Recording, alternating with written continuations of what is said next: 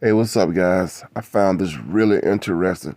How many people remember the Incredible Hulk TV show? Well, if you're too young to remember it, try to find some reruns. This was a great show, man.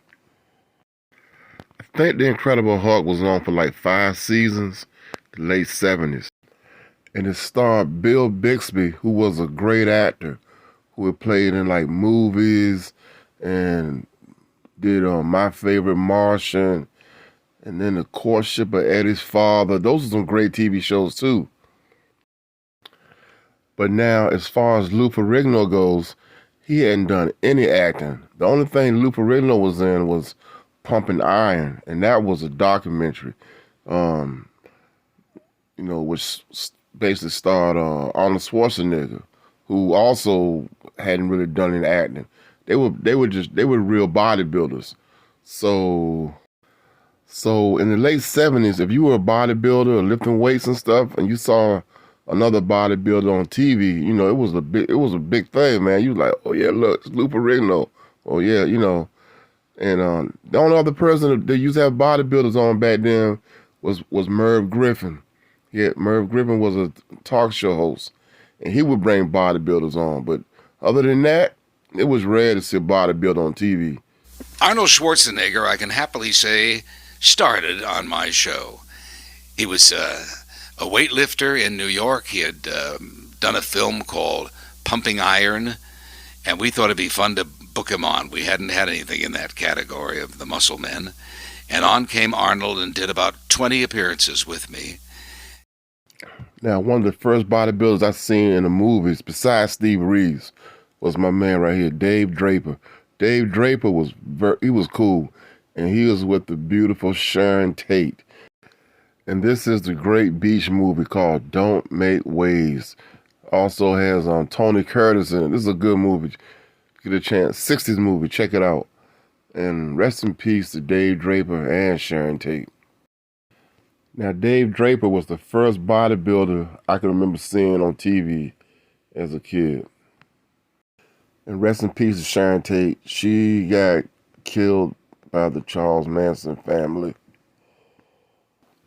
Here he is on the Beverly Hillbillies, a very funny show. Meeting you. May I present Mr. Universe? Yeah, and Dave Draper was Mr. Universe. He won a lot of bodybuilding titles.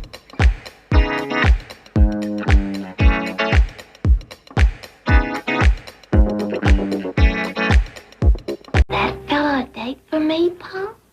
That's right. Kind of unusual name, Dave Universe. That ain't all that's strange. Look at his arms. Swole up twice the normal size. Anyway, back to the Incredible Hulk.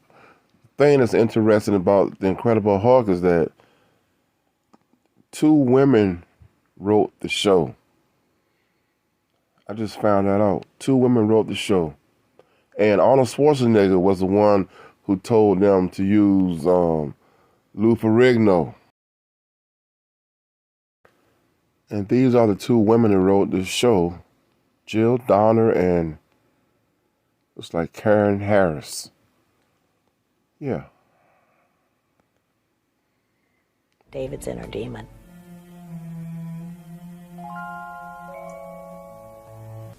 Hello, I'm Bill Bixby. I was very anxious to cast exactly the right person in the leading role. I was looking for somebody to play the Hulk. We talked to Arnold Schwarzenegger. He was busy doing Conan at the time, and he suggested we talk to Louis Ferrigno. And I met with Louis, and he was a very sweet guy, had absolutely no acting experience at all. And I was concerned about being able to make that happen. So I sort of kept Lou in my hip pocket, but I decided to try to go with Richard Kiel, who later on would play Jaws in the James Bond movie. Dick is 7'5", is massive, and is an actor. And we actually filmed a week with Dick, but as we sat in the dailies, more and more it just became apparent that this was not the right image for the Hulk. Went back to Lou, and I brought him in, and we did some improvisation stuff together to try to see if I could get a performance out of him. And he did okay, not great, but okay. But Louis was an impassioned guy that I felt had the inside stuff to make it happen. I mean, here's a kid that had made himself into this, hugely amazing muscle man. It was such a good show. Ken did everything right.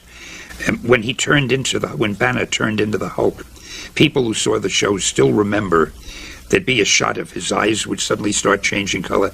Then you'd see the shirt starting to rip off his shoulder as the shoulder got bigger. For some reason, women have told me they love that shot. We can't wait to see where the shirt rips and the shoulder gets bigger. The demographics were interesting. Our largest audience was adult women, and then adult men, and then teens, and lastly, kids. And it wasn't because I set out to pander to a female audience. It was just, that's the way we wrote the show. Sure, the young kids sometimes would tune in to see the big green guy crash through the wall, but what happened was very quickly the adults in the household saw, wait a minute, there's something else going on here. This is a real drama. This is a little morality play. This is a character that I want to know more about and be involved with.